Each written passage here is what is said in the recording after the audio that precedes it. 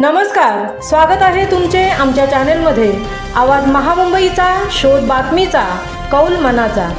चला तर मग आमचे चॅनल शेअर करा, लाईक करा आणि सबस्क्राइब करा। धन्यवाद। दिवंगत तुकाराम नारायण घरत यांचा 10वा स्मृतिदिन भक्तिमय वातावरणात साजरा।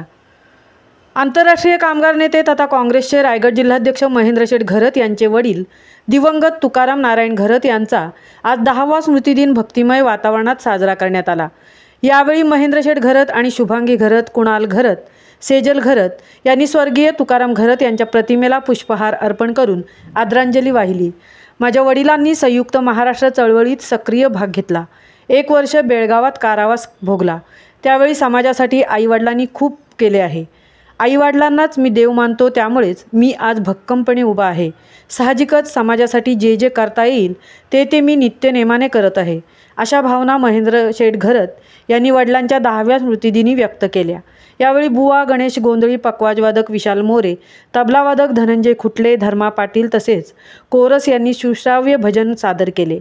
यावेळी दिबांचे पुत्र अतुल पाटील, परेश शेठ ठाकूर, सुनील म्हस्कर, अतुल म्हात्रे, श्रुती म्हात्रे, JWRचे मालक जोबन पुत्र साहेब, संदीप मुंडे, राम म्हात्रे, गुलाब शेठ घरत, श्रीकांत घरत, भाऊशेठ पाटील, वसंत म्हात्रे, वसंत शेठ पाटील, राजेंद्र पाटील, रवींद्र पाटील, अनिल घरत, रमेश घरत, अनंत घरत, PK रामन, वैभव पाटील, किरीट पाटील, वैभव ठाकूर, संदेश ठाकूर, रोहित घरत, नाना गडकरी तसेच घरत परिवारातील नातेवाईक व सर्वपक्षीय कार्यकर्ते उपस्थित होते।